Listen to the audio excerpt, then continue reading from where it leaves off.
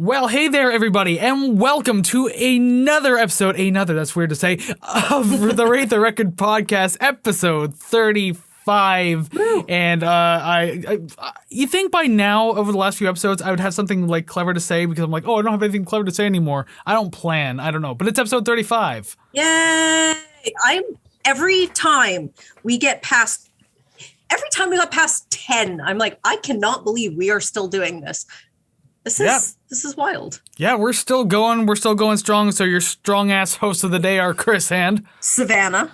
Yeah, absolutely strength. Just you can see my rippling muscles, especially through the rip in my old ass Tool shirt I'm wearing. And the reason why I'm wearing a Tool shirt today is because that's the album or band that we're looking at. Tool and their 1996 album Aenima. And yes, I had to look up how to say that properly, and that's through Adam Jones, the guitarist himself. So you want to debate him. It's Aenima. That's what he said, so that's what I'm going by. Interesting. I have just been saying, that one I can't pronounce. Just Aenima. People pronounce it so differently. Yeah, I said Aenima for a long time. I didn't even want to try. But listen to me getting ahead of myself telling you about today's album already. But first off, I just want to say welcome to the podcast. Thank you very much for joining us today. We sure hope that you have a lot of fun hanging out, listening to us talk about Tool. Maybe you really like this album. Curious of our opinions. We're curious of yours. So by all means, you can like, subscribe, comment, rate, share, follow, all those things to help build our musical community that we're trying so hard to do. It's getting better by the day, and you can be a part of that. So please do all of that. That's fantastic. And also, very importantly, that subscribe button on YouTube, not only because, hey, we want subscribers on YouTube, but when we hit 100, at the point of recording this, we're not at 100 yet, but when we do, we're going to start doing record giveaways. We announced this last week. It's posted on our social medias now, but yes, 100 subscribers on YouTube, and we will start doing one record giveaway per month for every month we're over 100 subscribers. So keep that in mind. Go ahead, hit that button, and who knows, maybe you'll have a brand new piece of vinyl to add to your collection. Damn right. And then you have to make a video and then link us to it so we can see you with your record. Exactly. Unboxing video, tag Rate the Record. Yeah. We'll be there. I mean, not physically, but we'll be there in spirit. I will be there. I will. Physically. At the door. Yeah, physically. Yeah, because we'll need to know your address to mail you the album. So, knock, knock. Hope you got some fresh lemonade. Anyway, yes, you can do that. But also, on the audio platforms too. If you just leave some really cool ratings and comments, help build us up over there too in those genres, I guess, or whatever. Musical commentary, higher in the rankings. That's what we want. We want other people like you to see this podcast. So please do that as well if that's where you're listening. Yes. God, I'm always just all over the place with these intros. I have no idea what I'm doing anymore. You think I would after 35 episodes, but no, not me. Well, I figure your script is just do the thing, say the thing, move on. Remember what you said last time, and I'm just sitting there like, what is that exactly? What I do remember to say, though, is that if you've been here before, welcome back to the podcast. We are glad that you are here, glad that you like us just enough to hang out with us once again this week. But if you are brand new to the episode, or show, I should say, welcome to the Rate the Record podcast. We are very glad to have you here. We hope you enjoy your stay. And if you are new here, that means you probably don't know what we do, so let me break it down for you real quick. Each week, Savannah and I will choose an album, be it completely at random, just our own choices. Maybe the album's celebrating some sort of milestone anniversary, or maybe it's a listener request from people like you, some PBS thing going on. Like me? Yes, you, except not you, because you're an actual host and not a listener. But anyways, we will choose an album, we discuss it at length, we rank the songs, and then we rate the record. Woo! I still haven't learned how to whistle, like dog whistle. So, you're going to have to take like an extensive 20-step course on how to whistle with fingers. Well, I mean, my excuse this week is I'm getting over the flu. So just a pre-warning, I sound incredibly nasally, at least I do in my own head. But I could not whistle to save my life this week. Nope, or maybe your nose will be so stuffed that you just plug one nostril, exhale, and it makes that whistling sound. That's as close as it gets. If it works, it works. Absolutely. You got to whistle somehow. I mean, there's so many ways to do it, but we're not talking about whistling, though. We, as I mentioned before, are talking about Tool and Aenima, their 1996 second studio album. As you see, I'm wearing the Tool shirt today, and I don't know if you can see video viewers. It's got a dick on the back. I hope YouTube doesn't fucking block that out.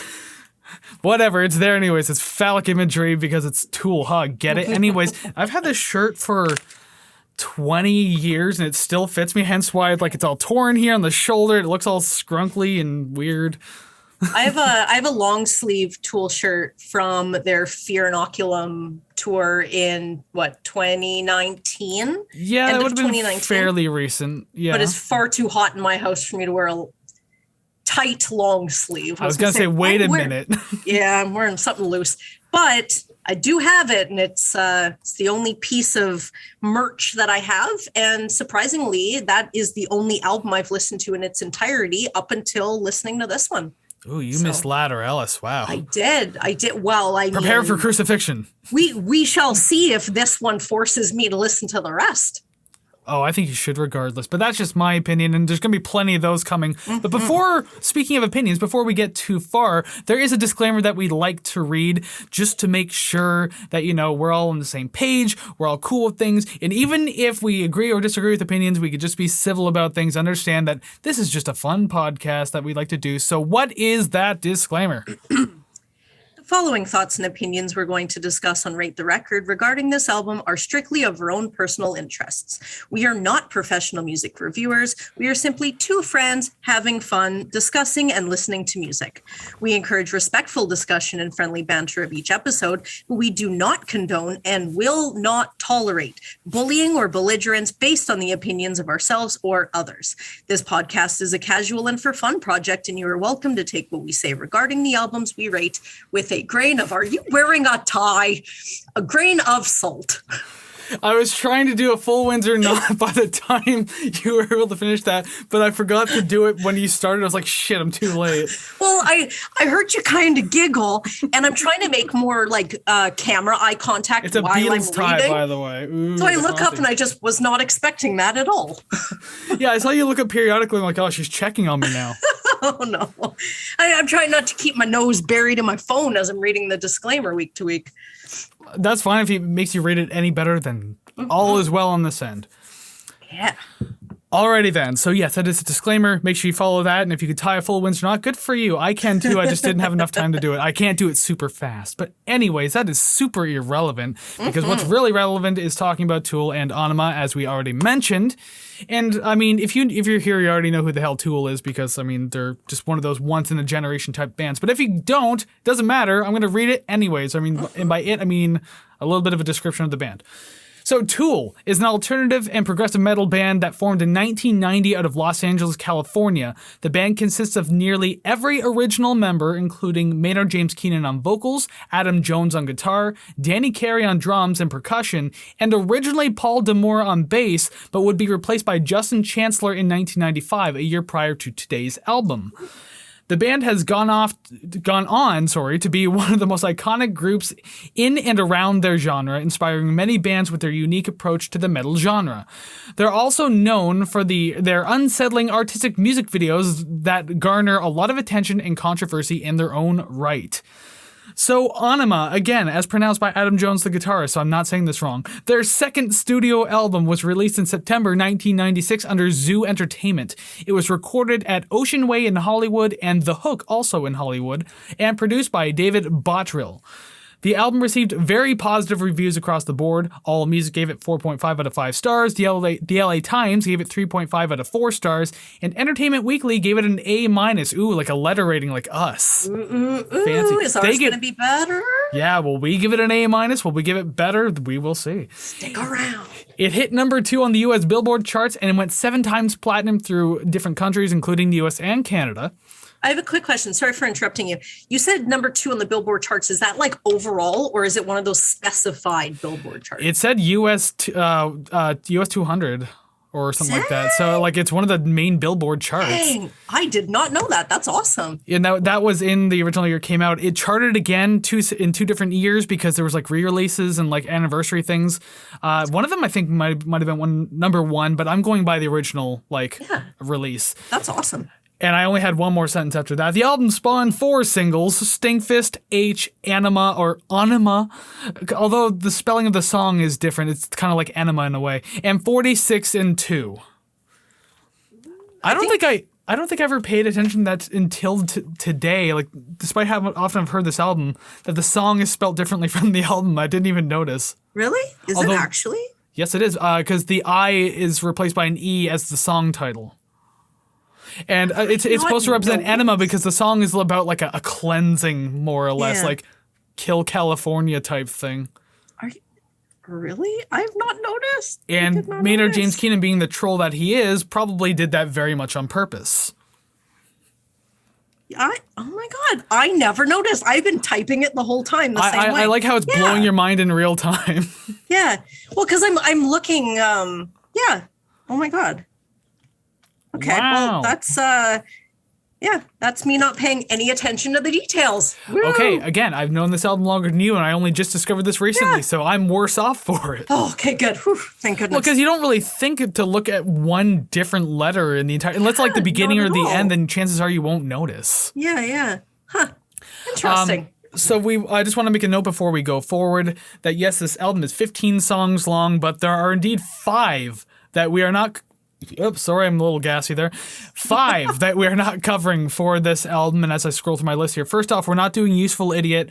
We aren't doing, we decided against doing Intermission. We're not scoring Message to Harry Manback, despite the fact I fucking love that name. That's so goddamn funny. Not scoring Cesaro Some Ability, and we're not scoring Ions either. All of those songs, more or less, are just kind of like noisy interludes that aren't really tracks to score. Message to Harry Manback is just like a piano loop with a voice message. And Intermission is kind of like a reprise, but it's like a pre-reprise because it comes before the actual song that the motif comes from. Out of all 5 of them, that was the one that I liked the most. What, Intermission? Yeah. Well, when we get to that point in the album, you could definitely talk about it. It just doesn't count towards the scores. That's fine.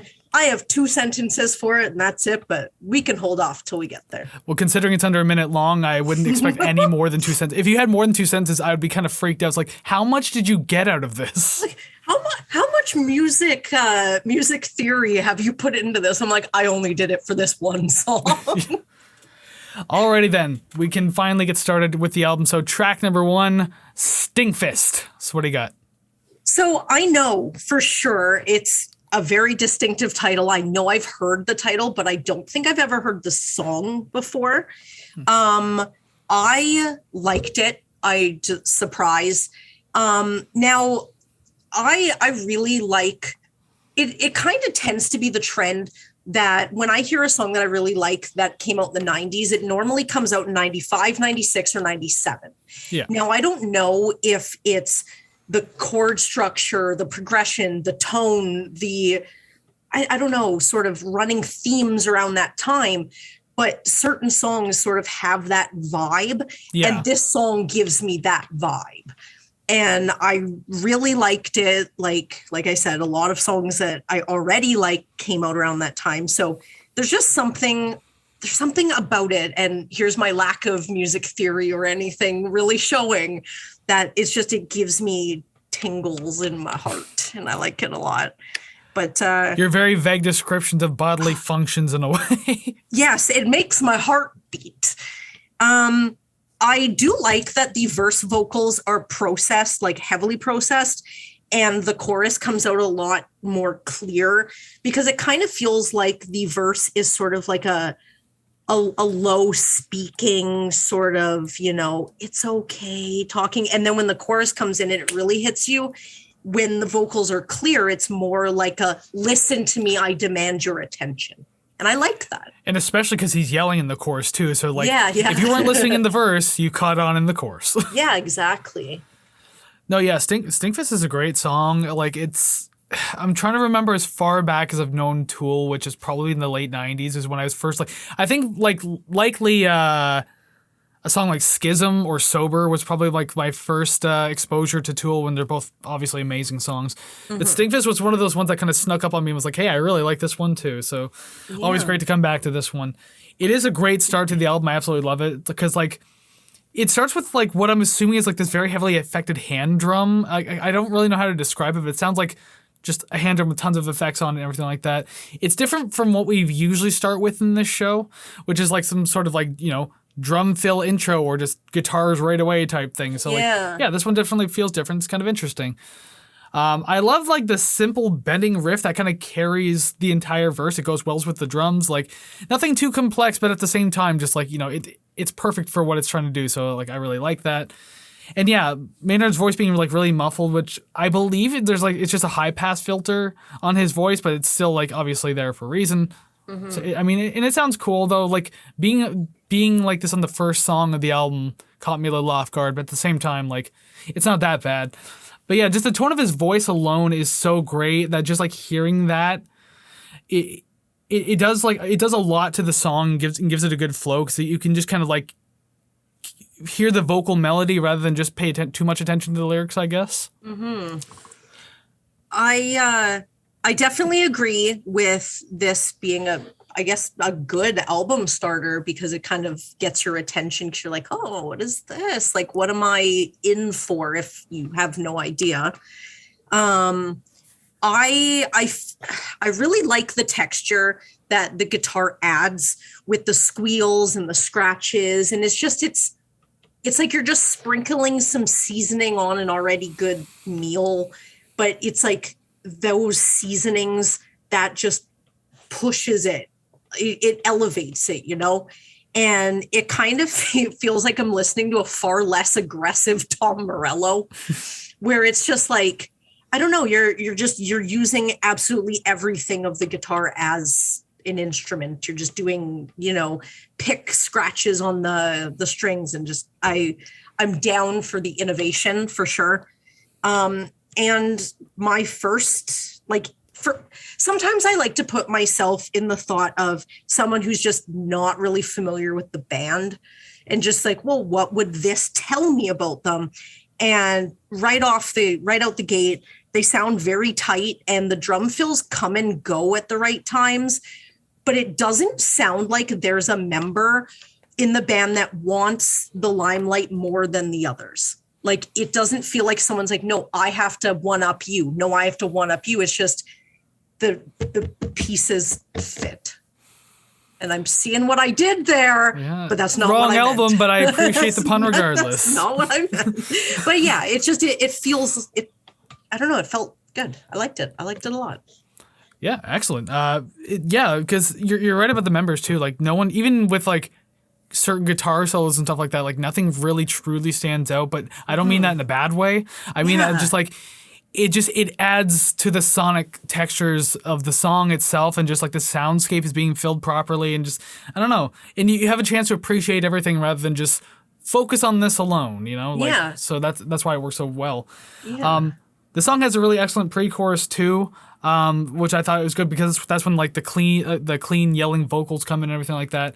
It's a really strong push with like distorted guitars and Maynard's again clean yelling. I mean, like, is it weird if I describe the actual chorus itself as being playfully heavy? I don't think so. I think it might be pretty accurate. I wanted to originally use the word whimsical, but heavy. But like I was like, that's probably a little too much. It's overkill. But yeah, something about the actual chorus itself is playfully heavy. So I really enjoy that. I do love the dark and like percussive heavy middle portions, which this album is full of, by the way. Like there's a lot of middle portions of this album where just like a lot of soundscapes, atmosphere, bass doing cool shit, and usually drums or some sort of percussion just going off. It sounds fantastic. Mm-hmm. But yeah, obviously this is the first time we hear it on this album, so just I might note about it. It adds a really menacing intensity to the track. And the only other note I have really is finger, knuckle, elbow, and shoulder. Sounds like he's really wearing his partner like a Muppet or something at this point. Head, shoulders, knees, and toes. Like, I don't listen to the lyrics, and I'm glad that I don't, because when you point them out, I'm like, all right. Chances are, like, it has to do with something sexual because, again, Maynard's kind of a troll in his writing sometimes. Finger deep in the borderline, knuckle deep in the borderline, elbow deep in the borderline, shoulder deep in the borderline. This might hurt a little. Relax, turn around, tell me that you love me, take my hand. That whole thing. It's called stink fist. I don't know what other imagery you get. Stink arm. Stink, yeah. Because if you go up to the shoulder, I mean, you're a Muppet at that point. And I think that's a great way to look at it. Oh my God. Alrighty then, we'll move on to song number 2, Eulogy. the entire opening of the song feels fairly ritualistic in a way, because I mean, like, there's like a lot of like little sound layering and just kind of like things kind of popping up quietly all around. It's like a seance or something, or I guess in this case a eulogy, I suppose. Yeah. I mean, I guess that works thematically. Yeah. The bass has like a chorus effect on it, which I really like. It sounds really cool, especially when the bass is playing its higher octaves like it does in the beginning. Adds a nice texture to the sound. I really enjoyed that. And the choruses are great. Again, I mean, like most of the choruses in this album are fantastic as they are. Just a sudden eruption of like power and energy off of a far more subdued verse is something I really enjoy, and they do it really well in their writing. Mm-hmm. It's from the beginning. To me, it feels like there's only one person using a loop pedal and just adding more layers on layers on layers. And I'm down for it. I'm into it. Again, the vocals are processed through the verse, much more clear during the chorus. I do appreciate how that, like, I guess, spoiler, is not the case through the entire album, which is nice. Yeah. Oh, we got a cougher on our hands. Oh, I'm sorry. I need to set up a button where it's just mute button, because you see my hand. If you temporarily hold the space bar, I think it mutes it on Zoom. Like if you just hold it, I think it works like that. Yeah, to the audio listeners, if there's like moments of silence like that, it's because Savannah's literally coughing. So I apologize. I'm trying to keep it in. No, my keyboard is like 3 feet off of not 3 feet. Foot and a half off my desk, so I can't even see my space bar. I just have to feel around for it. Ah, gotcha. Yep. Perfect setup I have going on here. But yeah, so it's not like that the whole album, which is nice. I do think that I hear like a sitar type thing under the chugging guitars during the first verse. That was cool. I heard it sort of rear right side. That I appreciated that. And yeah, I really in this one spot of my notes, I swear I had written and erased like 6 different things. And I tried to articulate the parts of this song that I like the most, but I can't even do that. I feel like I need a music degree to even direct you in the right direction. Like there's just parts that are so audibly pleasing to me, but I can't even say after this, before that, this time signature. I'm just like an overarching, I enjoyed it. Yeah, and like I'll go ahead and say, we talked about this off camera, but there are particular members of the Tool fan base community who feel very righteous about Tool's composition and just the way they make music and everything like that, and like you have to be smart to understand it. I personally don't subscribe to that idea, and I'm not insulting anyone out there by all means. Like, you like music your own way and that's everything, but just understand what we said in the beginning. We are not professional music reviewers. Mm-hmm. We do not have music degrees in any sort. We just like listening to music. And I like Dream Theater, so I know what guitar and drum wankery is like, so I'm on your side. In a way, I suppose. But yeah, just like just because we don't catch on certain things, just chill out about it. Remember, grain of salt, just like we said in the beginning. It's all good. Yeah, so this song is like 8.5 minutes. So like, I mean, there's many long songs. There's many long Tool songs, period. But this album had quite a few of them as well. Mm-hmm. I do love how aggressive the song gets in the later portions, but yet it's able to kind of reel itself in so well. So like, I don't know, it's able to kind of like unleash a bit, but not so much that it's suddenly all over the place. So I don't know, it subdues itself a lot, which is really, really interesting. And I mean, Maynard has a scream at the end of this song, which I thought was fantastic. And to think it's not even like the peak of his screaming abilities, because like it was a really long scream in this song, but I'm not certain if you're aware, but there's a song on Lateralus called The Grudge. And at the end of the song, there's a 25-second fucking scream, and it's unbroken, and you actually hear his voice give out at the end. Like, so he was actually doing it for 25 seconds, and it's the most wild shit I've ever heard in my life. Who just has that lung capacity? I bet that was the last day in the studio, because the next 3 days is recovery. But then I think he's done something like that live. I don't know if it was the full 25 seconds, but I think they've definitely played The Grudge before. So I mean, like, I'd be curious to see live videos. I don't think I've checked it out, but yeah, Just in this song, though, there was still another long scream, very high tone, just still came out really clean, just sounds fantastic. He's super good for it. So my actual last note piggybacks on you talking about being subdued. I don't know if it was technically a guitar solo at the end, but I like how even the seemingly random noises aren't overwhelming and I can feel the restraint. Like he could have just gone and did whatever, but just the hits here and there and noise and this, and then the song continues on. And it's just like, this is I like. It's very smart composition. It really is. Like, just as I mentioned earlier about Tool fans who get really righteous about the composition, but it really is. Like, obviously the musicianship between these four are like absolutely just spot on, like tighter than airtight. Like, they're just super good for what they do. So I mean, like, they trust each other with these decisions, and it really comes out in these albums. Yeah, it's wild. I don't know. Like I said, from someone who hasn't listened to, well, really, I guess, actually listened to an entire Tool record, my mind is blown, and we're only 2 songs in. Yeah, and it's funny too because like, not that Fear Inoculum's a bad album, but at the same time, it's I don't feel it's like the good one to be introduced to if you're getting into Tool. But yeah, again, it's not a bad album, but that's also irrelevant right now because we have to keep discussing Aenima right now, which is in the era of like some of their better albums. They don't even have a lot of albums as it is, but this was definitely in the area of like their best stuff. Yeah. Obviously, Ladder Else being like the big fan favorite. Maybe one day we'll cover that, but for now, we got to keep talking about this one. So song number 3, H, just simply H. The beginning of this, okay, now don't come at me here. The beginning of this kind of reminds me of Alice in Chains' Angry Chair.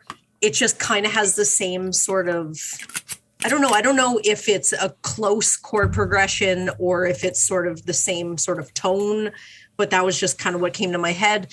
And then it kind of turns into the Chili Peppers. Just it had like that. I might have to at you here.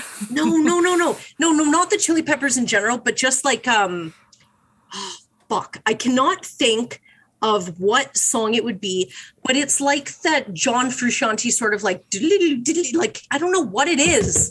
You know what? Okay, after this, I'm going to listen to it and I'm going to give you a specific timestamp so everyone can listen to it and go, yeah, I can kind of see that, or she's not wrong. Timestamp. I think I know exactly what you're talking about. I'm looking at my notes. The 3-minute and 27-second mark. I'll read this note right ahead because like you're already at that point.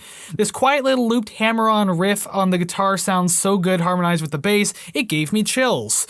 Like, so that very well could be it, especially if it wasn't directly in the beginning of the song, because there was like a little hammer-on thing going on like towards the middle. So I think that might be what you're talking about. I did describe it as a delayed, dreamy, and clean guitar. Yeah, that's got to be it then. Okay. And because it definitely reminded me of like late 90s Chili Peppers where they started kind of getting a little poppy, but like, I don't know. I heard it and I was like, this sounds of its time, but not in a dated bad way, but in a I've heard this before.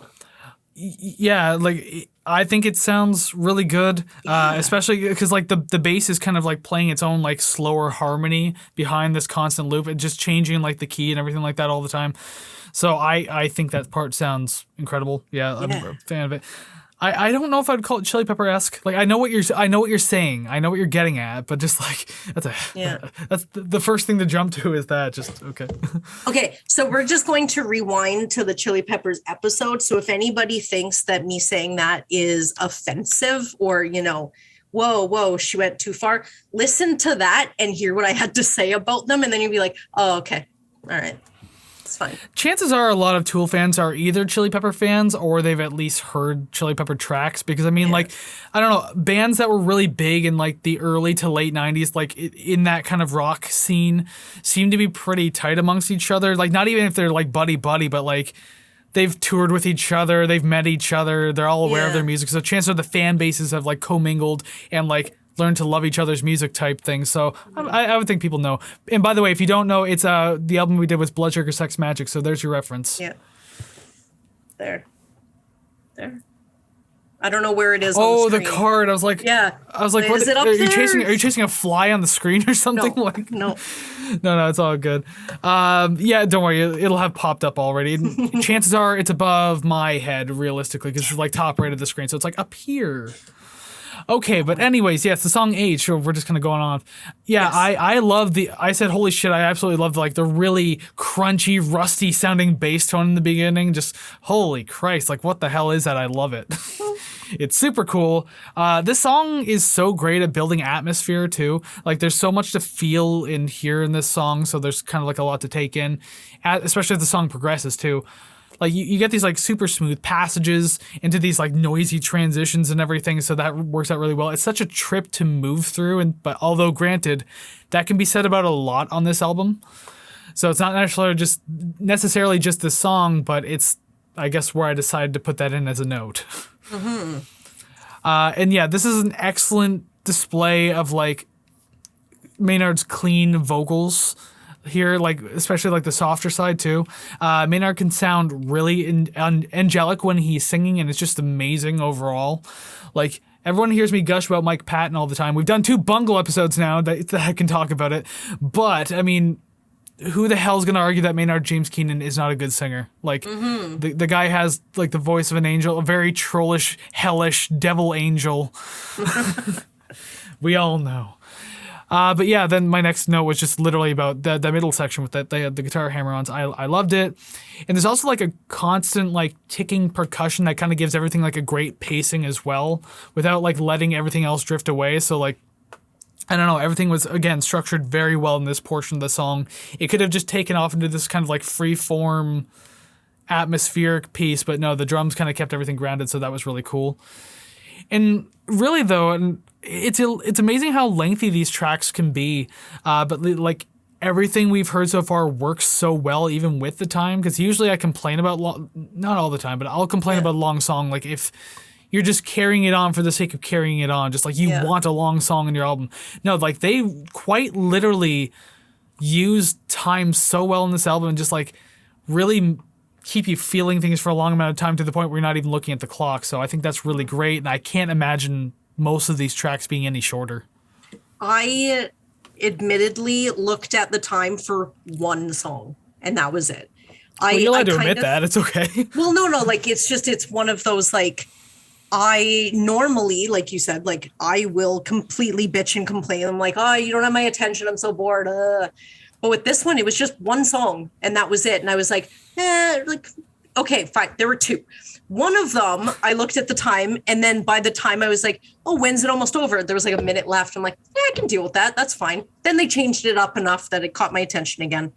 Then another one, I looked at the time. I was like, it might be running a little long. But that's it. For such a lengthy album, only have one of them that is like, might be a little too long, and everything else is like spot on. That's a pretty good percentage. Now, what was it, the obvious choice in saying that it was Third Eye that you might think was too long? Okay, it was not. It actually was not. Okay, cool. I was like, that's the obvious choice to say because it's fucking 13 minutes long. But I mean, yeah, there's other songs that you could definitely say that for. We'll get there when we get there. You can tell us. That one. So I only have a couple more about this one. Now, a lot of them, if not all, are about the drums. So I really enjoyed the cymbal hits with the last guitar strum of the phrase, because it makes it kind of feel like I need to take a breath. You know, it's just like it's forcing that breath to me. Yeah. The drums have like a surround sound that really helps it fill out and sound dense without actually having to do much work or add too much to the song. You're really just, I don't know how to, I don't know, maybe it's just the way it was mic'd up or something, but very minimal is required for such a maximum payoff. And question for you, speaking of drums, how many fucking arms does this guy have? There is no way that's one person. Ah, yes, Danny Carey. Like, I listen to Rush. I really like Rush. I listen to Neil Peart. He sounds like one human being. This did not sound like one human being. There's a few things I want to say about that, and I'm going to try to keep it as short as possible. First off, Danny Carey, the drummer, is he's one of a few drummers in the pantheon of rock, and like especially like late 80s, early 90s, that is like people have considered Neil Peart-esque. Like that, like I mentioned back in Primus, Tim Alexander, Danny Carey are like the two big ones that people keep coming back to, and you can clearly hear why. Yeah. At the same time, no disrespect to Neil Peart at all, because obviously I'm a huge Rush fan and fucking Neil's an amazing drummer. But like, I hate when people constantly compare other drummers to him. It's like, oh well, they were clearly inspired, or like they're using Neil Peart's style. It's like, that's very much so, but also you got to realize these drummers are like making their own version of it as well. They're not just playing like, because remember, Neil Peart was a huge Buddy Rich fan, That's and so like what I was just gonna say. Yeah, it was like a big band jazz type thing, and so like Danny Carey's not fucking playing Buddy Rich. Like, yeah, he's very inspired by Neil Peart. That's very obvious, but at the same time, just like he's kind of like, as most musicians do, take their inspiration and make it their own. I mean, you're not a good musician if you don't do that. If you play your inspiration forever, you're not a good musician. You have to make it your own eventually. And Danny Carey's one of those drummers that definitely did it. Yes, it's very progressive drumming, obviously. I mean, you can compare it to Neil Peart all day and night because that's his biggest influence. Yeah. But at the same time, Danny Carey's in his own goddamn world. So, I mean, like, he's comparable to almost none. So, I mean, just... Like, yeah, again, I love Neil Peart, but please stop just comparing them. Just, it's a whole different generation, a whole different style of music, a whole different genre. Just let it be its own thing. And just because you cook the same type of, like, the same, like, type of food doesn't make you, like, rivals or, oh, you copied so-and-so. It's like, no, you just learned from the same place. Shrug. I've had many different pizzas in my life. Yeah. And I've had many different pizzas from different restaurants. They've all been really good in their own way, but I don't usually compare them because I'm just like, oh, I like this pizza for this reason. Oh, this one was really good for this. Yeah, yeah. It's like, oh, it doesn't add up to this pizza though. I've never done that. So I try not to do that with musicians either. Yeah, it's weird. Yep. But I think he's an octopus. Octopus in a human's body. Oh, and actually, on that note, just before we move on real quick, if you want to hear Danny Carey cover Rush so goddamn badly, it happened recently during the pandemic. There's a channel, 2 Seconds to Midnight or something like that had the lead singer of Coheed and Cambria, Les Claypool from Primus, Danny Carey on drums, and the Guitars of Mastodon cover Anthem by Rush, and holy shit, is it amazing. Did you hear it? Is that why you're laughing? Oh my God, this is fantastic. Okay, so one of my sentences for intermission has to do with someone that was a part of that. So the fact that you brought that up and I didn't have to, I'm like, I am so pleased. I will say though that if you want to hear Danny Carey cover Neil Peart so bad, and also Anthem's one of my favorite Rush songs, and so it sounds so good. It sounds so damn good. Oh yeah. But we'll move on from that now because I think we've gone off. We haven't really done a tangent in a while, and that was They're all related. Well, yeah, it all ties in, but I guess it kind of diverted from the album a bit itself. Fair. So, once again, we're not covering song number 4, which is Useful Idiot, just a kind of tiny little noisy interlude. It's not really a song. So, we'll move on to song number 5, 46 and 2. Another one of those, like, recognizable Tool songs in a way. I don't know, that title always comes up. First line I know I haven't heard a lot, or I guess a massive amount of Tool songs, but I 100% know that I like this one. I've heard this one the most. Didn't know what album it was off of. It's just one of those, you hear it because someone shows it to you, and then you just obsessively listen to it because you like it. So this isn't quite my Eagles Victim of Love, but I definitely really like this one.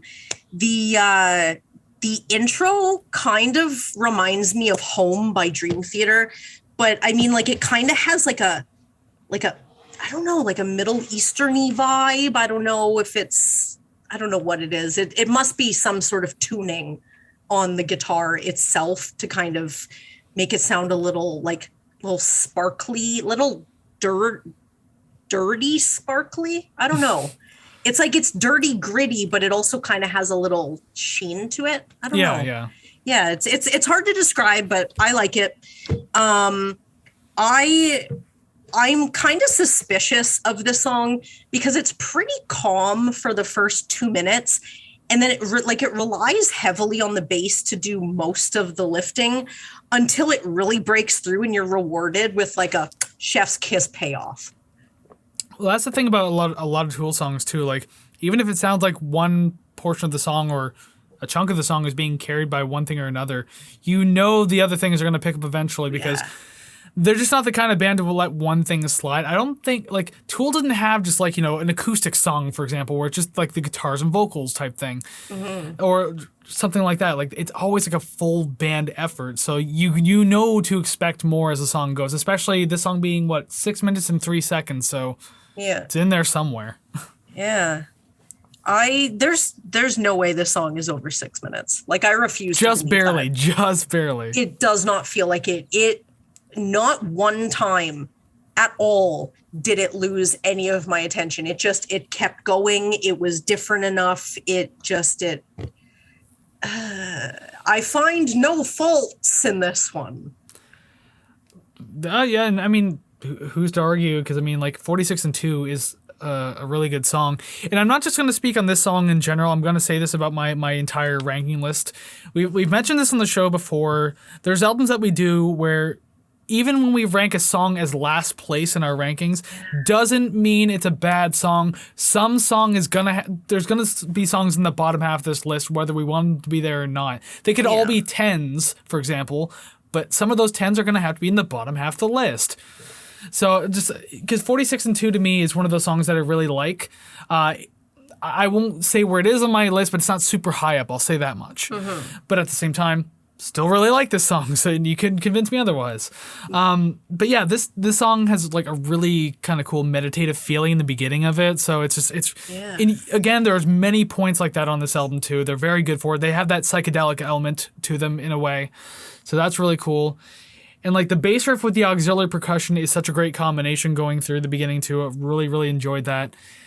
Now, I'm not certain if the My Shadow portion is part of the chorus itself, or maybe it's like a pre-chorus, but if it is the chorus, it is the best sounding one so far. Like, I really, really like the way this one sounds. Yeah. And just like, although like once the whole muscle memory, 42 and 6 are enemies, like when that part comes in, like that part's really cool too, but just the My Shadow portion is such a nice flowy chorus with like these aggressive vocals that don't like really snarl or anything. Like, they push forward enough without being too angry, which sounds really good to me. And just the flow of the instrumentals are fantastic for that reasoning alone. Some of the structuring in this song, though, I will say, is slightly similar so far. Like, obviously, every song has sounded kind of different in their own way, and that's great. But I'm just talking about, like, structurally, like, you have, like, you know, portion of the song, like the kind of intro type thing. You have your verse, chorus, long-ass bridge, middle, and then it kind of goes into different sections from there. I was kind of noticing that here. Not that it's necessarily an issue because, like, it's always been so exciting no matter what's happening regardless. Yeah. But so maybe mentioning that's irrelevant, but I did notice it enough to make a note about it. Yeah. And it even says it says right here in my notes too, it's too hard to care about that. It's like Primus being super repetitive when we listened to Sailing Seas of Cheese. It was all super fun regardless, so it didn't really matter how many times they repeated. Yeah. It's like watching a rerun of your favorite show. You're like, yeah, I know what's going to happen, but I still enjoy it and I'm not turning it off. Like, listen to Les Claypool play American Life on bass. It's the same damn riff for the entire song. But guess what? American Life's a great song. Yeah. Doesn't really matter. So it's the same thing with Tool in the same way. Okay, a gripe, I guess. The ending was a little drawn out, in my opinion, for this one. I don't hate it, but just like, I don't know. It could have been slightly shorter in this case, though, just because it felt like they were pushing and drawing just to reach a runtime. It could have been like 30 seconds or something shorter, but I don't know. It's hard to explain without. I don't even know how to explain that part. All I know is that, like, when I was listening to it, I was like, it feels like this could have ended a little earlier. I like what I'm hearing, but at the same time, it feels kind of unnecessary. They're tapping the nails in the coffin at the end. Supposing so, yeah. Just because, like, yeah, I don't know. I feel like they got their main points out through most of the song. They even had like their jam sessions, atmospheric parts, everything like that. It all sounded great. Didn't need to stretch on for as long as it did, but it's just my opinion. And you shall keep it, because I do not have any more. Excellent news. That means we move on to not song number 6, because we're not talking about the song Message to Harry Manback. What a troll name. Shut up. I did write a note for it, although it doesn't count towards the scores. It just said, thankfully I'm not Harry Manback. I'd hate to be threatened so much by a nameless phone caller. But here we are on the internet doing music commentary where we're eventually going to be threatened for something. I did have, like, because I wrote just a couple things for a few of these ones that we aren't doing, just because we were unsure if we were going to include them, right? So I just put the music bed is pretty consistent, just piano, and it feels like when I talk to my cats in a pleasantly soft way, but I'm really just telling them that they stink and I could murder them at any moment. Yeah, fuck you, man. You're going to die. You're going to get cancer. I did not think that's where that was going to go, because I'm listening to it, and then it turned real quick. Oh my God. Yeah, it really did. It got strange after a while, but just, I can't get over the name Harry Manback. That can't be a real name. That is a troll name. I like it. Alrighty, so we'll move on to song number 7 since we're not scoring 6. Hooker with a Penis. What a name. Speaking of great names, Hooker with a Penis. You couldn't get a better song title than that. It's another one that I recognize, but I know I've never heard before. This one I loved growing up. Maybe because the lyrically it's hilarious, really. Because like this is literally just recalling like an incident with a fan who said that they were selling out, and he's just like, well, fuck you, you buy my music, so like, who cares? Oh. Because, yeah, that's the whole, I think the entirety of the lyrics, like, yeah, at a show, like, back in the early 90s, there's like, man, you guys are selling out. And it's like, you buy our fucking records. You bought tickets to be here. You wear our merchandise. Like, fuck you. Oh, my God. I didn't know that. Yeah, and it also, I could go through, like, this is a song I'd love to do a lyrical analysis on, because there's not really an analysis. It's literally just a recounting, and Maynard just ripping on this guy relentlessly through the entire song. I fucking love it so much. Oh, dang. But yeah, this song feels like both punk and metal at the same time. I know it has aspects of both in it. It's so crunchy in the beginning. The riffs feel slightly punkish to start out the song. It's great how his vocals in the chorus are even kind of like bluesy in a way too. So like you're kind of getting like all these mishmashes of like different genres. Mm-hmm. But yeah, he has a bluesy presentation in his voice in the chorus, which I really like, even though he's screaming, but like melodically it's bluesy. It's just a great mix of like, you know, feeling going all around in this one. I found that to me, this song was the most, I guess, quote, normal so far. I mean, despite the name, despite the title, it didn't really seem to throw me too many curveballs, which is totally okay and refreshing. It was very straightforward, like, this is it, which is cool. I was down for it. I love that the bass is so forward. If you've heard me gush before about the bass, I mean, nothing has changed now. I still absolutely love it. Yeah, you've given up on horns, but you still love bass. Oh my God. Well, there's just something about like really deep bass that just rattles my organs out of place, and I love it. Horns, if you don't normally have horns and then I hear them, I'm like, ooh, what is that? Very interesting. If you have an entire album with horns on it, I'm like, they're starting to grate on me maybe after track 5. I already called you out for this, so I'm not going to call you out again.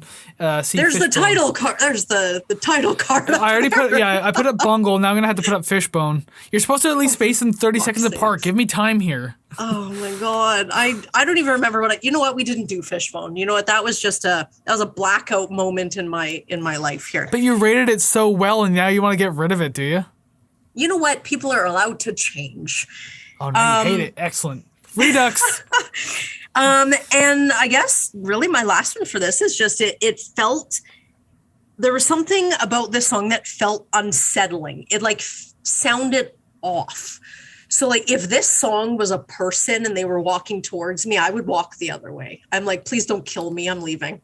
Well, because this song would be directed at you specifically because, like, again, this song is about an encounter with a fan that he just said, fuck you to, essentially. Maybe that's the intensity that I'm feeling, but I'm like, this is just, it's unsettling and it makes me feel weird. Because the entire first verse is describing what the guy looks like, what the interaction was, and then all the other lyrics are just like, I sold out before you even knew what my name was. I sold my soul to make a record, and you bought one. Like, he's just kind of ripping on this guy. I got some advice for you, little buddy. Before you point your finger, you should know that I'm the man. If I'm the fucking man, you're the fucking man as well, so you should point that fucking finger up your ass. Like, he's just going on this guy. I love the lyrics of the song so much. Yeah, that's definitely the feeling I'm getting from it. So, I mean, mission accomplished. This is like meeting a drunk, belligerent person walking on the street, and they're walking on the same sidewalk as you. Yeah. And it's like, you try to like look down and walk past them, and they're just like, "What the fuck are you looking at?" And although you're looking at the sidewalk. Yeah. That's what the song is. Yeah, that's exactly how I feel. So, yep. Yeah, this is just an aggressive tune overall. I really do like it, though. It sounds great. Yeah, this one feels a little more straightforward in the way of just being like a metal track. But like that, there's nothing wrong with that at all. It's a fantastic track. It's one of my favorites on the album. Spoiler alert, I guess. But still, fantastic. Love it. Nice. Alrighty then. So we'll move on. I guess we're not technically talking about intermission either, but we do apparently have like a note each about it. Yes. I mean, I just simply said a simple interlude into the song Jimmy. The title says it all, so let's all go to the lobby and get ourselves a treat. One, feels like I'm at a baseball game and I like it. Two, so you were talking about 2 Seconds to Midnight. So the host of that YouTube entity is Guarsenio Hall. Now, he wrote a theme for the pro wrestler Danhausen. So why does that make sense? And I know who both those people are. Oh, yeah. And so that he looks theme, like Danhausen. The beginning, I know. If he was in like Mayhem.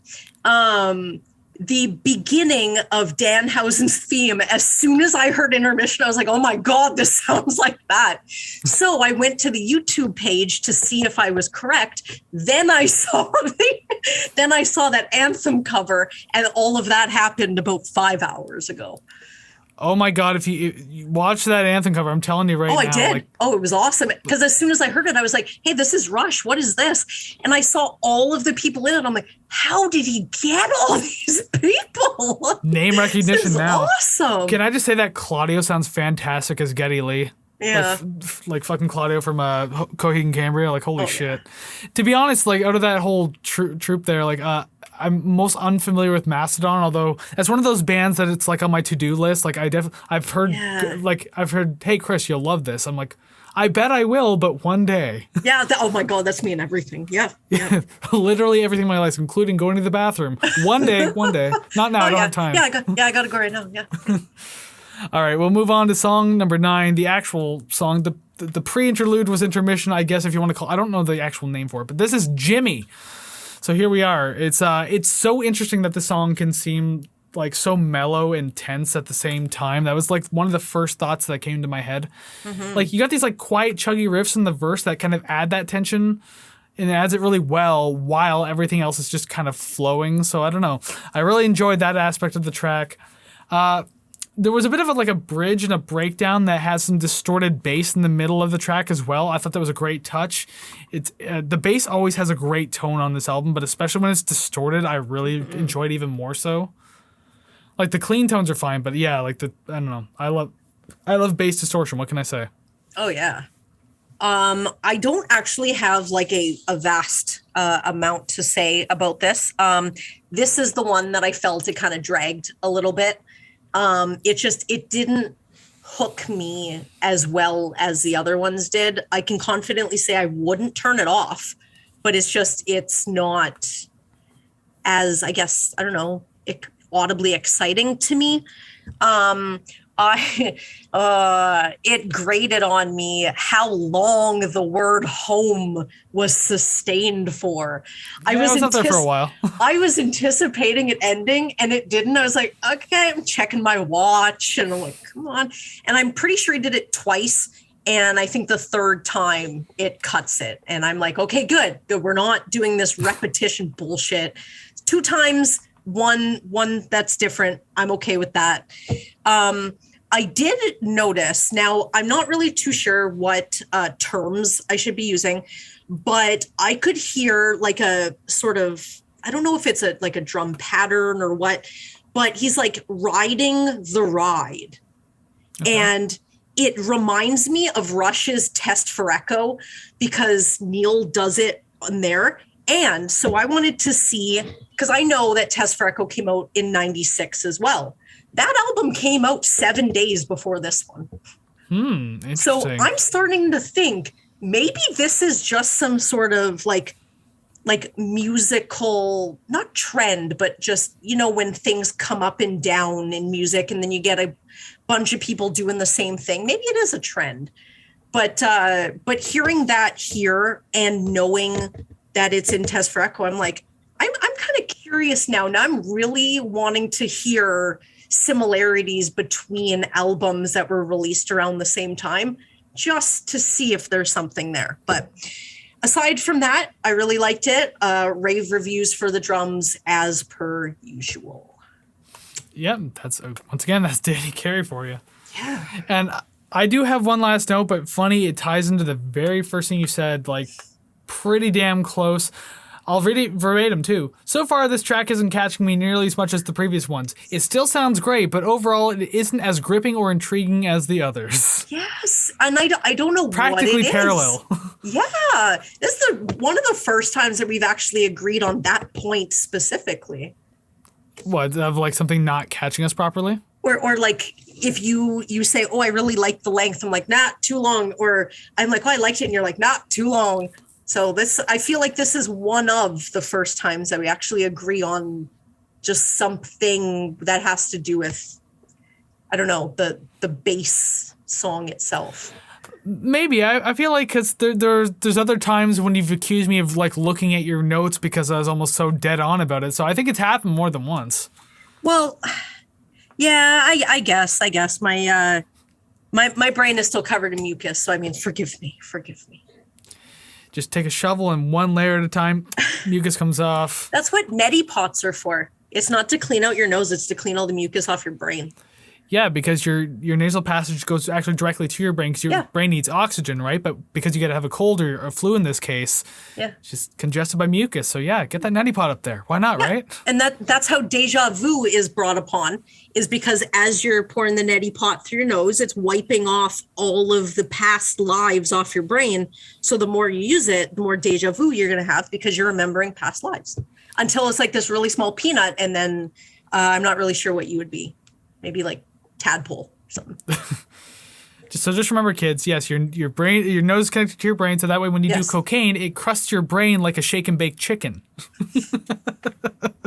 I was thinking Homer Simpson and the crayon, but yeah, you can. It just gets lost in there. Oh my God. Yes. Okay, we'll move on now to song number 10. Oh, this is in German, so I hope I'm saying this right. Der von Satan. I don't speak German in the slightest. Der von Satan, something like that. I don't know, probably. Either way, that's what it is. Very short track, 2 minutes and 17 seconds. So I'll let you go first because I do have the meaning of this track in my notes. Okay, so obviously, I don't know what kind of notes I could have for a 2-minute song. It definitely makes for a curiously unsettling transition piece. It sounds like the devil works in a machine shop. But the image that I have, which actually, if you're keeping track, is the first mental image, I'm pretty sure, of first ridiculous mental image I have had for this episode.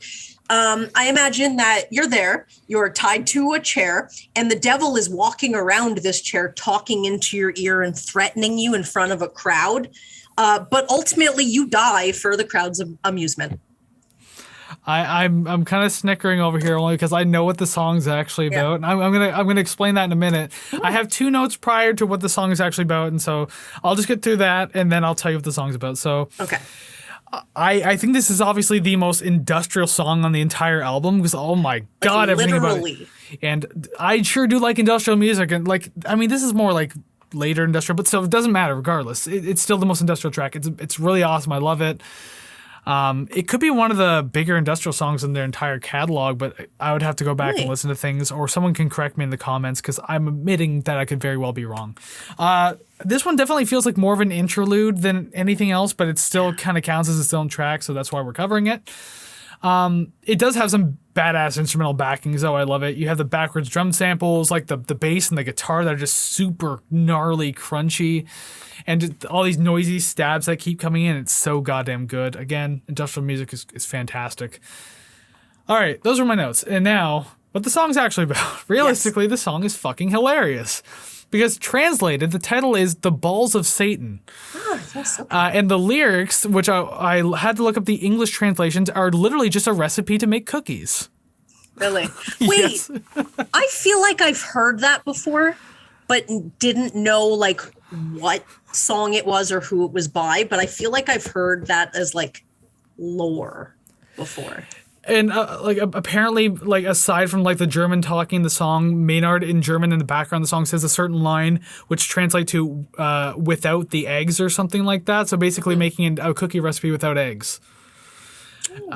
And so nice. they played us all for fools, thinking that this song was probably about Nazis and Satan and stuff. Like, no, it's maybe the cookies are called Satan's balls. I don't know. Yeah. But regardless, the lyrics are literally just a recipe for cookies. But like that's literally what I imagine though. She got the crowd and. But you imagine people dying and shit. This is just about making cookies. Oh no. Well, hey, you know what? They could be celiac. You put wheat in that, they could die. I could tell you a thing or two about that. That's what I'm saying. So you can relate. That's why I said it. I don't know if I'll die, but I'll blow it out really hard and die later in my life because of whatever. That's a whole other thing. You'll be like what's her face in Charlie and the Chocolate Factory, where you turn in like you blow it out so bad that you just explode. I got a blueberry for a daughter. Who the fuck is it? Violet Beauregard. Yeah, that's it. Yeah. I have a love-hate relationship with that movie, the original one with Gene Wilder, because I love it, but I also love just ripping it apart. I don't know why. I know it's funny. If we were a movie podcast, that would be the first one we do. Like I can say that right now. If we were a movie podcast, I would know even less about what I was talking about than I do right here. Oh, I don't know. We don't have time to review a movie a week anyways. I mean, there's an album, but I mean, like, movies, there's so much more going on than just an album. Bill and Ted's Excellent Adventure every single week. That's it. That's all we do. I've only seen half that movie. I swear to God. Every time I sit down to watch it, something always stops me for one reason or another. And so, probably the movie. I mean, possibly, because I wasn't super entertained by it. Yeah, I've seen that movie, I swear to God. I've seen that movie more times than I've seen my parents. There you go. Perfect. Yeah. Oh, yeah. Love that movie. I feel like I have some of that with movies, too, but I can't remember which ones. But that's irrelevant. Anyway, we're going to move on to song number 11, Push It, as one giant word. You know, so this is a cover of Salt and Peppa's giant early 90s hit, Push It, if you remember. Push it. Exactly. Yep, I'm into it. No, it's obviously not that. Funny joke. Anyways, the song's hard to attach to because of how it flows. Mm-hmm. Apparently the song's in 3/4 time, but like I'm not certain if it actually is. Because there's like a lack of a consistent feeling like downbeat.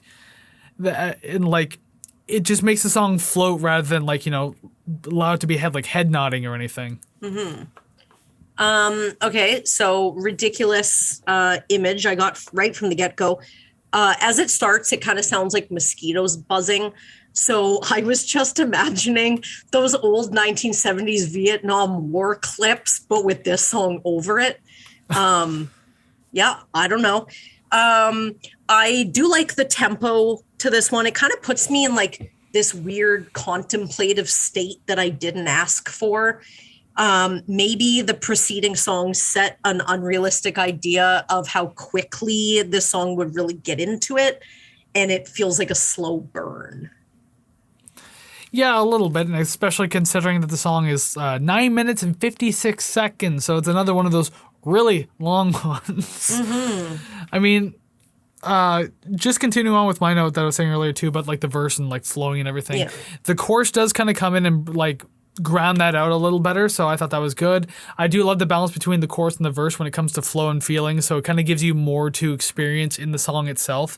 It changes itself up, so it's obviously much more appreciated. Another meditative section in the song on this album is in the middle of the song as well, like that kind of bridge portion. Yeah. I do love these sections that kind of like come down and they just like kind of let you take everything in that you're listening to. I've always appreciated kind of stuff like that, especially in albums like this when there's already a lot going on realistically. I will say though, I don't know if this is probably going to get me in trouble. The last few minutes felt a little uninspired. It does sound great. Again, you can just lose yourself in this track, and it's really nice. I do like that and appreciate it. But it's not like it isn't already like, hitting some of the same marks as previous songs on this album. And for that reason, I think it's probably just a little too long. Like, I don't know, just something about the end of it, just everything kind of started to feel familiar at that point, whereas like the rest of the album was just kind of like taking me on this journey where every song was its own thing. Yeah. I don't know. It's hard to explain this part without just completely dumping on it, which is what I'm trying not to do. Yeah. But at the same time, like, it obviously made me feel this way for a reason, and it must have been a good like 2 minutes, I think, or at least 3 minutes that made me feel this way, because it's again like nearly a 10-minute track. But yeah, I don't know. It is a good song. I do like the way it sounds, but just the ending was just there wasn't much going on. Again, it didn't, kind of like Jimmy, it didn't grab me too much at the end there, so it didn't necessarily tank the score, but at the same time, it's just like one of the more underwhelming endings on this album. So, oh my gosh, when you're telling me something, I'm like, oh yeah, I'm going to respond with this. And then as soon as it's my turn to talk, I'm like, Same. I don't remember what the hell I was going to say. 100% same. Okay. So you were saying, that it was kind of at a lull or whatnot for the last 3 minutes. Well, that's about, 6.5 minutes, is when you were like, okay, I'm kind of done with this. That's when I was like, oh, okay, I can pick this back up again. So the couple minutes before, I did make note that it was 6 minutes 30, that I liked when it kicked in, because before that, I was starting to question how much time there was left in the song, and just at the right time to change it up just a little bit to kind of keep my attention and sort of stop it from slipping. I was sort of, I don't know, I definitely was lost in this entire track. I don't know if it was I'm lost in it, I'm really enjoying it, or I'm lost in it, it's just sort of there. So I did, before 3.5 minutes, it was sort of the same kind of beat. So I was kind of like, okay, when is this going to end? I'm glad that it changed a little bit. Again, I said at the beginning, I'm going to say it at the end. This whole album sounded it sounds so tight. It's just, the musicianship is just too much for me to handle. I'm trying to listen to a flaw or just some sort of slip up, and I can imagine they weren't, digitally putting this together and, snipping this, cutting, pasting that. So just having it sound like a computer did it is cool. I like that a lot. One of my points is literally the drums are magic. That's it. Danny. And I did like the loud sustained vocals at the end. I like that. That was, if you say that is for 25 seconds on a different track, I would love to hear it, because this was not even just write it in your book, The Grudge. Then I watched the movie, and then I start talking about the movie. Yeah, it is another longer track. It is towards the end, I'll say that. But I mean, the song's excellent, so I'd just say sit through it anyways. But you'll trust me, when you get there, you'll know immediately. You'll just know. All right. I hope everyone was listening to my pen writing in my book, but I definitely wrote it down. I didn't hear a whole lot of it, so I think we're going to be okay. Yeah. So yeah, I like the sustained vocals that in the entire song, aside from just the general overarching musicians. I really liked that part. That was spot on. Yeah, and it's interesting that you said that you had a harder time catching on the beginning, because that kind of goes back to my first note, how it's hard to attach yourself to because of how the song flows. Yeah. A downbeat is just where to nod your head type thing, whereas this song didn't really have a consistent feeling of that, so you're just kind of where am I in this sound space? You're floating in the ocean. You're just unsure what's going to happen. One of the snares, I believe, were constantly on an offbeat, so that's what made it feel so strange, I guess. But I don't know. Again, it's hard for me to break down music theory because I'm not super into that, as we all Yeah. know by now, just like you. God. Oh my God, me too. Alrighty then, so I guess we can move on to not song number 12, which was Cesaro Some Ability. It's just another one of those noisy interludes, so we just Yeah. kind of skip by that one, not counting towards our scores. So 13, technically the title track, although spelled just slightly differently. It's Aenima, but it kind of looks like it says Enema, which lyrically, I won't break it down too much, but yeah, it is kind of like, he just wants California to fucking disappear off the map. He wants Armageddon to happen in California and just kill all the yuppies and all that bullshit business types. Okay, I'm sorry, but you saying that completely meshes with my very first point.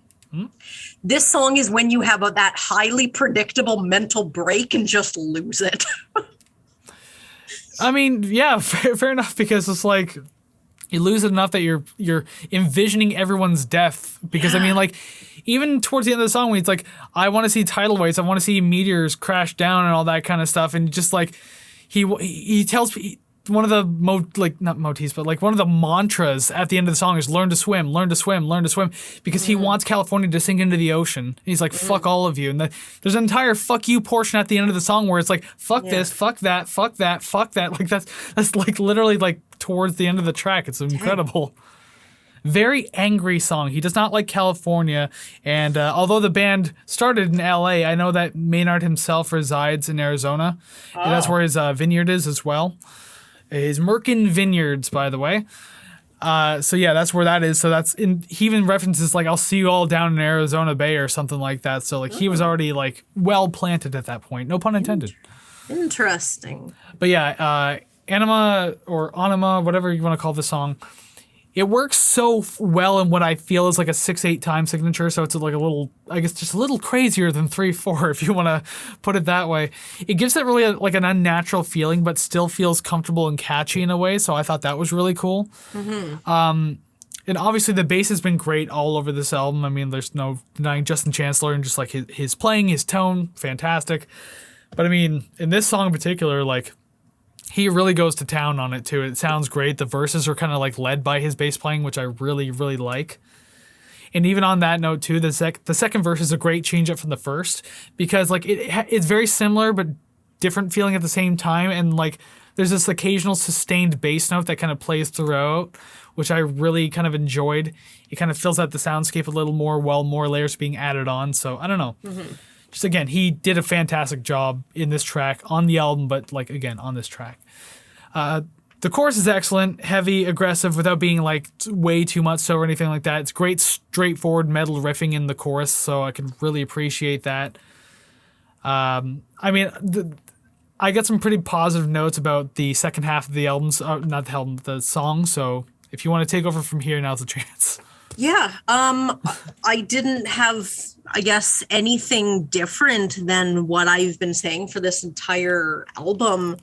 I really still like that you can hear each drum, and it's not just a muddled mess of cymbals. There's a very good use of the whole kit. It is all done with purpose. You can tell. I love it. That guitar solo was like soaring, like it literally sounded like he was shooting lasers from the headstock. I imagine it as like an eagle soaring type thing, just because there was a lot of sliding in the solo, so that's kind of, it made me imagine like wings gliding on the air type thing. And it's just shooting the eagles out of his headstock. So it's like a Judas Priest type eagle. It's like the mechanical eagle. Yeah, it was fucking cool. And then screaming for vengeance. my last two are, and verbatim, it makes my brain tingle, and asterisks, shocked Pikachu. That's all. I know exactly what image you're referring to. And that's all it was. It's just I'm listening to just like, oh my God. And like so my mouth is just gradually dropping. Yeah. And that's all I got for this one. It was just it was a mind-melting experience. Yeah, you might as well just put a check mark on the list for that one, yeah. Good. Positive feelings about that one. We haven't heard a note like that since Stinkfist, so hey, that's got to be promising somehow. Yeah. All right, so yeah, the first half of the song is great, but then I said from 219 onward is not only my favorite part of the song, but my favorite part of the entire album. This is where the songwriting gets like fucking nuts to me. I love it. It's the absolute highlight of the album, lyrically, musically, structurally. Like it's all just amazing. It's all just there. Like you have these percussive triplets and the bass riding it, and it's like really steady. It's just the best sounding thing. I love how everything combines there. I always feel like the entire thing is building up, and there are obviously moments of like kind of climax, but like it kind of it'll climax, go back to the building portion, climax, go back to the building portion. But I do like that though. I think it sounds really great. It's just really menacing, especially in the fuck everything portion, which is like the second half of that middle section, I guess, if you want to call it that. Because you have all these like more subtle sound layers kind of being added, and it really brings things to a boiling point, which I really enjoy that kind of like tension to it. Again, the vocals are fantastic. I mean, as they have been through the entire album. Mostly clean and quiet as like, you know, this background tension builds off of the anger of the lyrics, because again, just saying fuck everything, like fuck you hipsters, fuck you gun-toting hip gangster wannabes, like all these lyrics, like I don't know. Yeah. It's only when he's at his angriest when I'm just like, holy shit, this is really cool. First it was hooker with a penis directed towards one person, but now it's being directed towards an entire state of people. Dang. At least in the year 1995 or 6 when this song was written. Yeah. It all leads to a pretty explosive ending, though, especially the like the dissonant chords at the end and the very guttural noises being made by Maynard. Really enjoy that. Just all around a fantastic track. Like Aenima has been, if not my favorite, definitely top 3 favorite Tool songs of all time. Interesting. That might spoil my placement on the list, but I don't really care because goddamn do I love this song. Yeah. It's all good by me.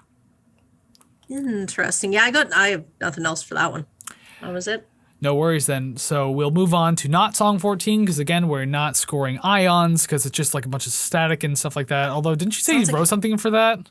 Well, okay, so... You don't have to share it if you don't want to, but... Okay, well, it's just... People are just going to think I'm constantly on drugs when really I just have a very by vivid now, imagination. you couldn't convince people that you're not. I know. It's just my imagination. I spend a lot of time alone. But no, just the short circuiting sort of sound just to me sounded like a stun gun. So I really built my image on someone using a stun gun. So that was all. Really frying the ions in your brain. I don't know chemistry, so I don't even know if that's a correct joke to make. Whatever it is, they're fried to death. So yes. All burning and crispy. So we can just move on to song 15 because that's the thing. I'm terrible with science. Yeah. I did good in astronomy when I was in grade 9, but then other than that, like biology, chemistry, just that is like learning French to me. It just doesn't work in my head. All right, so we'll move on to the final track of the album, the nearly 14-minute Third Eye. What a finish to this one is. From the get-go, I did have to Google where the beginning spoken word part came from, because whether it's a comedy special, whether it's definitely comedy, yeah. I was gonna say whether it was written for the song, doesn't matter. I found it hilarious and I liked it a lot. This whole fucking song definitely feels like a trip. The I have title, that written down, yes. The title could have just been called like laptop computer and I still would have felt the same way. So I know that sometimes the title may kind of lead you in a certain way to feel a certain way or to sort of have those ridiculous, vivid mental images. But this one definitely felt kind of meditative, sort of out there. I just wanted to lay here with headphones on with my eyes closed and just listen to it. We're doing that thing again where we're reading each other's notes. Yes. Oh, I have more, but I want to see if you get any of mine now.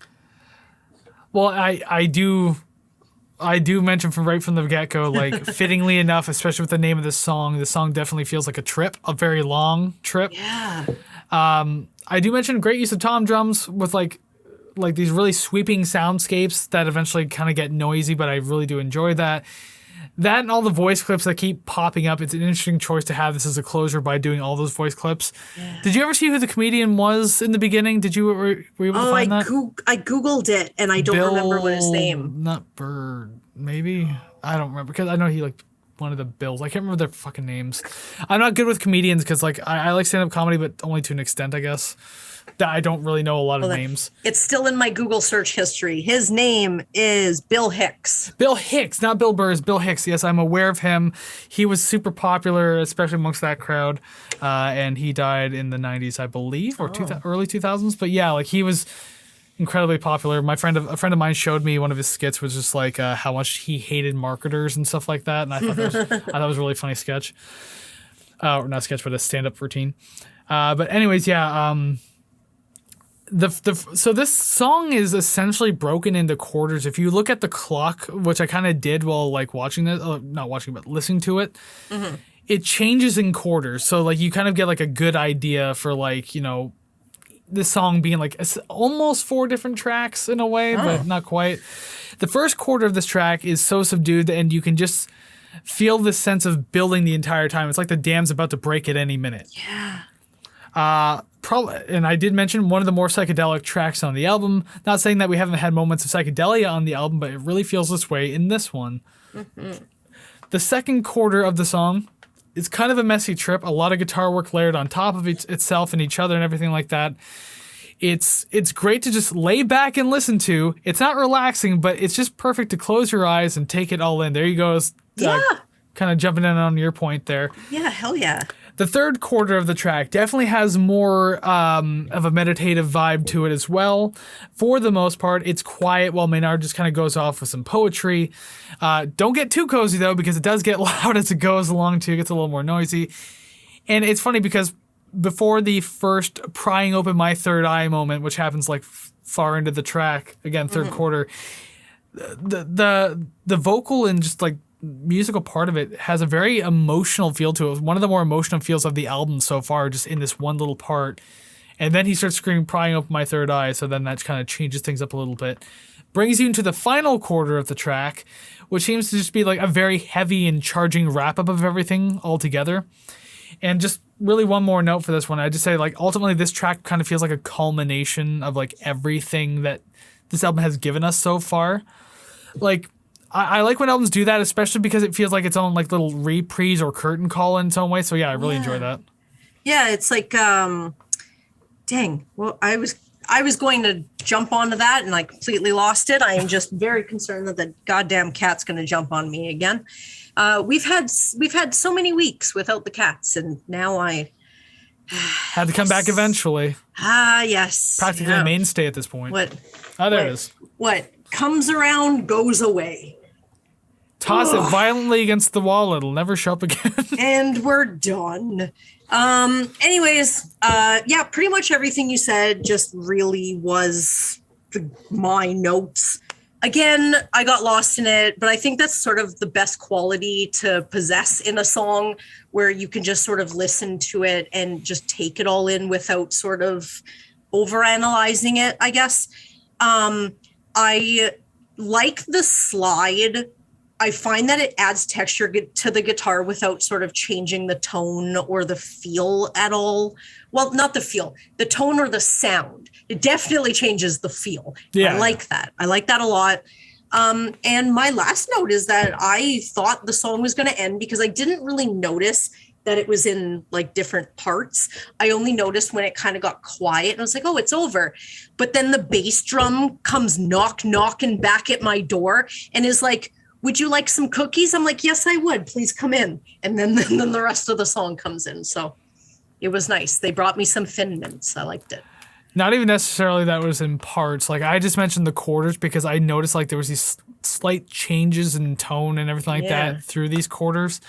So it is still one long track, but yeah, like it's interesting. But I think the knocking that comes towards the end is like a very quiet kind of bass kick knocking, I think. Yeah. But it was just like it came in and I was like, oh, hello, you are back. I thought you were gone. Just with the way the song ends, I was half expecting you to say like the bass was knocking on your door, had cookies, and you brought them in. Yeah. And instead of coming in, they just whipped a plate of cookies at your face. Yes. And they were weed cookies too. Oh, man. And then we listened to the whole album again together. Now, then you listen to Lateralis after that.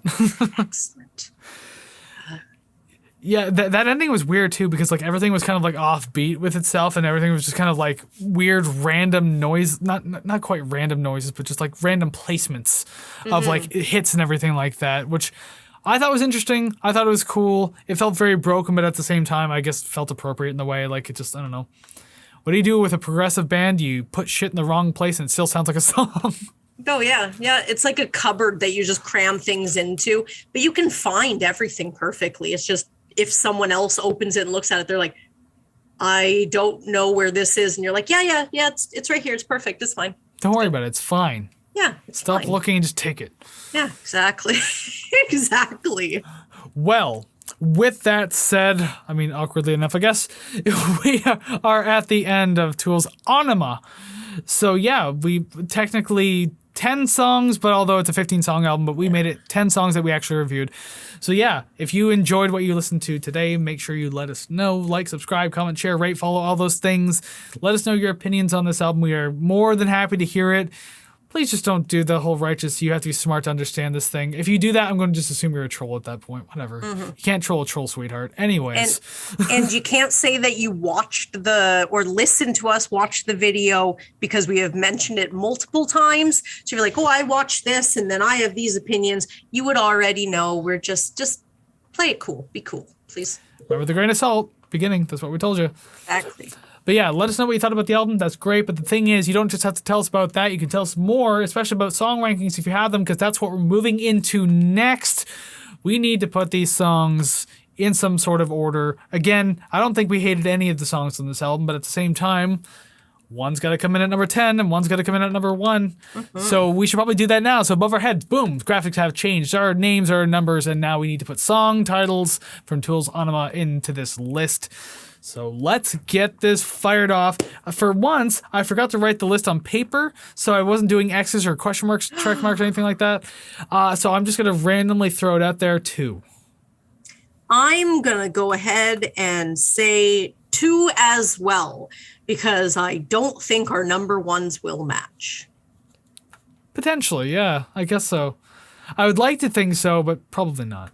Yeah. And also, after our complete shutout of Mr. Bungle last week, we went from tripping Daisy getting 4. Mr. Bungle went to 0. Actually, Kate Bush was 0 too, so we're on this weird pattern now. So we should get 4 now. Or at least a number that's not 0. Yeah, this is true. All right, so again, only rating 10 and not 15 songs. So song number 10, I have Jimmy. Satan, because I'm not going to say the rest of it. Die von Satan. Even if I said that wrong, I don't care. I'm here for it. Number 9, I have Die von Satan. And I have Jimmy. Excellent. Good start. Number 8, 46 and 2. Hooker with a penis. Man, that one's a good one too. Number 7. They all can't be 10s. No, they can't, but you can rate them differently. Number 7, H. Yes, we agree on that one. Okay, we got an H. Okay, cool. Yes. We have a 1, we have an H. Number 6, push it. Eulogy. Okay. I'm literally ripping off the way the Game Grumps say that, by the way. Oh my god. Okay, so number 5, Eulogy. God damn these one-offs. I don't think we had many one-offs last week. Oh my god, I want to show you. Now. I want to show you my list just to show you I'm not lying. But my number 5 is Push It. Ooh, push it. I love how this is working out so far. Oh my god, it's not.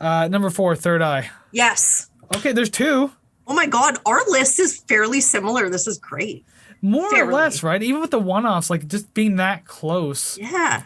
And at this rate, even if our number 1s don't match, they're still very close at this point. Yeah. It's top 3 regardless. This is great. My number 3 is Hooker with a Penis. Aenima is how I'm going to say it from now on. Aenima. Aenima. You listen to Adam Jones. Not Alex Jones. Adam Jones. Please get your Joneses right. God. Please listen to Tom Jones. Listen to Adam Jones, but not Alex Jones. Yes, exactly. That is the simple rule of life. Number 2, Stinkfist. 46 and 2. 46 and 2. My number 1, obviously enough, is Aenima. Stinkfist. Yeah, I had a feeling. I thought when you said that we weren't going to match, I immediately knew that Aenima wasn't going to be your number 1. I thought, well, to be fair, my 1, 2, and 3 all had the same score. So it was just which one do I like the most, which is like which one of my children do I like the most? And like, come on, that's easy, duh. But I thought 46 and 2 was going to be my number one because obviously most exposure. Like I really liked it. I liked it before coming here. Listening to Stinkfist, I'm like, wow, I cannot believe I've not heard this song before now. Like, what have I been missing in my life alongside this song? When I was like 13, I used to, here in Hamilton, there is, or I don't know if it's still around, but there was a club called The Underground. And I used to go see a lot of shows at The Underground because there was like a lot of metal shows back then. And there were a lot of like Tool wannabe bands. I won't name them, but because they're probably not around anymore. But the idea is I'm not gonna embarrass anybody here. Yeah. One of them played Stinkfist. And I think that was my first exposure to the song, if I think correctly. But that's a long time ago. That's almost 20 years at this point. Yeah, regardless, I heard it and I was just like, at the time I was like, oh, that's pretty cool. And then I found out who Tool was. And then I think that's when I started listening like Sober and Schism. I was like, okay, this is even better. Yeah, then I discovered like the 3 or 4 albums they had at the time there. And I was like, excellent. That's awesome. Well then, we got our 2. We called 2. We got 2. Not too so bad. then that means next week for episode 36, we're going to get another 0. Yeah, we're on that pattern so far. We have to. Womp womp. Well, that's then. This is now, and that means we now have to move on to the album rating screen. We got to find out where Aenima. God, now you got me saying all weird. We have to find out where Aenima is going. So let's go ahead and transition. Or this way, maybe. Yes, I missed you, the album rating screen. Here it is again, with all the albums we've done in the past, and now we have yet another one to add to it. As per usual, Tool's Aenima is going somewhere on this list today, so I'm just super curious to know where this one's going to go. Considering all the wonderful things we said about this album, I can only imagine where this can go. Doo-ba-doo-ba-doo. Is it you first or me first? Well, last week you went first because it was Bungle, and I remember you tore the Band-Aid off of that one. And by the way, just a quick update on that one, because you said you thought you rated California higher. No, you actually rated that album higher, the self-titled. You 76.5 for Bungle self-titled and 76 even for California. Dang. That is on our listened profile that you can find on ratetherecord.ca. If anyone cares to go check it out, go ahead and join us over there. Follow us over there, please. With that said, we can now add Tool to that list, actually, because we're going to rate it. So I guess I'll go first. So it's funny because when we originally decided to do this album, what songs we're going to keep in, knock out, and everything like that, Intermission was originally in the mix. Yeah. And when that song was in the mix, my score was 79.09, but knocking that out, it boosted it just enough to put it at 81%. So I did indeed A- tier this album at the very least. Yay! Okay, so rip everyone's ears.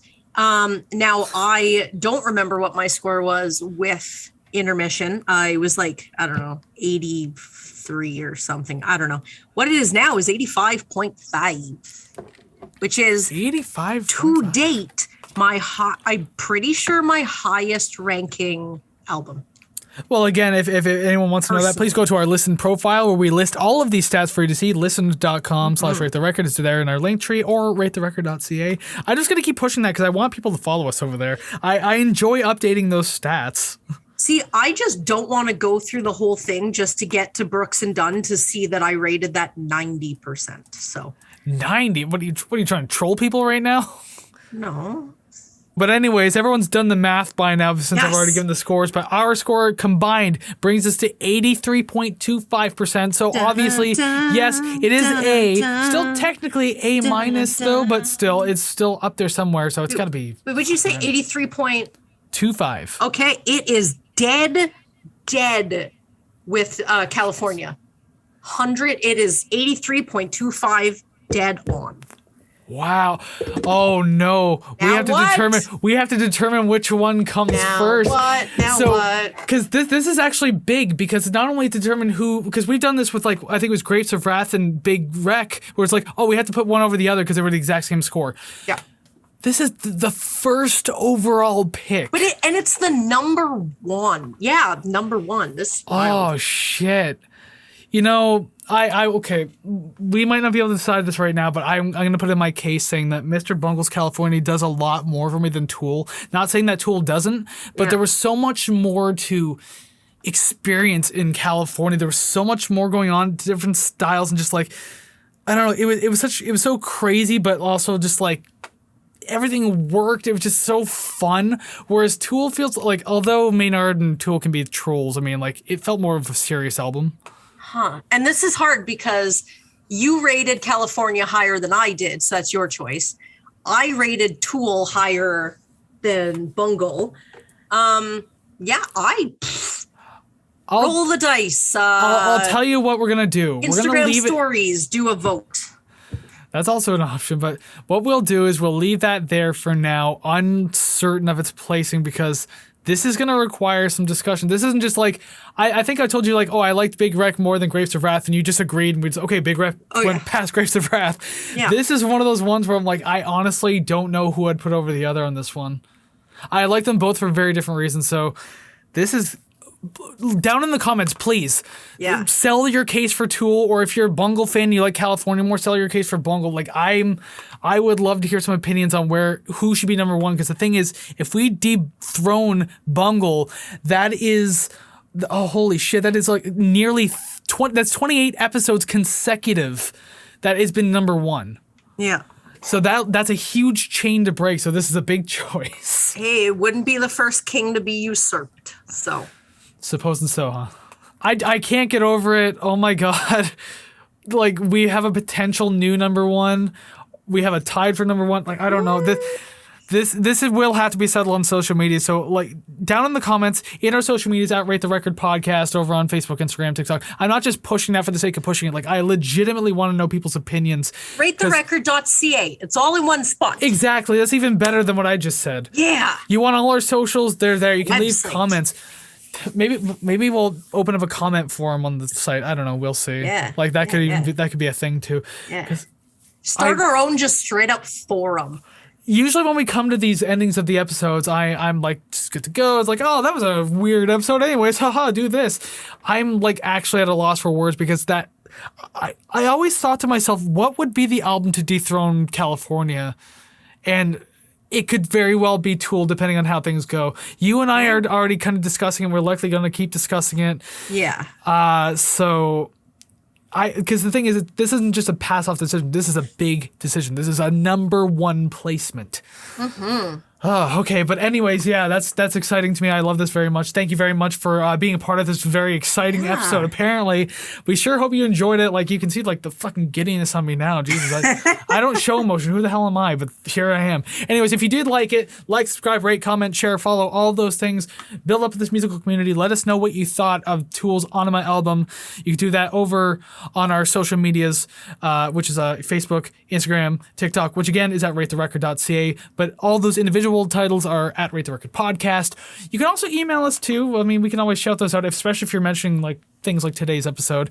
ratetherecord@gmail.com, which can also be found on ratetherecord.ca. Everything is there. By the way, everyone, clap for Savannah. She made ratetherecord.ca, not the link tree, the actual website we have now. It took me forever, but one day I was inspired and I pumped it out, and I am very proud of it. So yeah, I want everyone to see it. Please go. You did a lot of hard work. It looks great. I mean, like, the link tree is always good to follow back on, but I mean, like, it's nice to have like our own created landing page. And you did like 97% of that site. I had like very minor things. I maybe said a couple of things, but other than that is all you. Come on, you did a lot of the whip cracking. So, I mean, give yourself credit for that.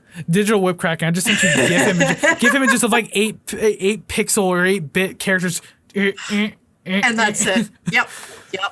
That's it. I understood. I love how I have to make the sound effects for the audio listeners.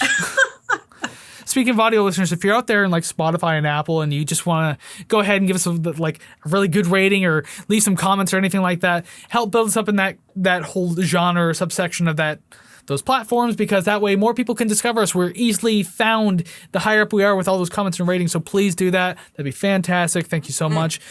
And also too, with all the ways you can support us, social media, and also leaving comments and ratings and stuff like that, don't forget, there is Ko-fi, ko-fi.com/ratetherecord, the completely, there I am being gassed again, completely optional way, financial way of supporting the channel. You'll get a shout out in the beginning of new episodes, your name in a card at the end of the episode.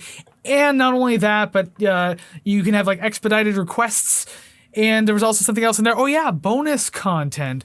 Now, obviously, we have bonus content that's already out, but like that's that. And we have new content that we're currently planning. So, yes, exclusive to Ko-fi. So, if you want to see some exclusive content, you might want to go ahead and hop on over there, kofi.com/ratetherecord. Again, found on ratetherecord.ca. Mm-hmm. Everything is there. It is our landing page, ratetherecord.ca. Just go there. Everything you hear me mention is there. Yes. Hell yeah. But the one thing that's not there right now that we're working on, or could be out by the time this episode is the Google request form for doing albums. So if you would like to request an album, you can do that. It's down in the description below of wherever you're listening, be it YouTube, one of the audio platforms, doesn't really matter. It's down there. Request an album. We're going to do it because guess what? We have another one coming up in just a few weeks. Mm-hmm. Just got it. It's already on the list. It's all good. We're going to do this. It's all great. Yeah. So we can let you go from here, but just before we do have one more thing we got to get past, and that is this tiny little hint that we like to give out regarding next week's episode. And on top of the one Savannah's about to tell you, I will tell you that's also another anniversary episode, another milestone episode. So that's going to be exciting, but who could this band celebrating a milestone even be? Well, this band had a massive hit in 1993, an entire year after its release. But by now, some 30 years later, they absolutely hate it. And I'll spoil it right now. It's The Sign by Ace of Base. So next week we are covering Ace of Base. Those, I think they were accusing that song is going to be stuck in my head. Now that I started dancing to it, I'm thinking about it. Okay, then go listen to their song Wheel of Fortune, or there's another really popular one, Don't Turn Around. Yeah, all that she wants, Don't Turn Around, and, The Sign. The Sign, that's it. I'm album title. That one. Their biggest hit ever.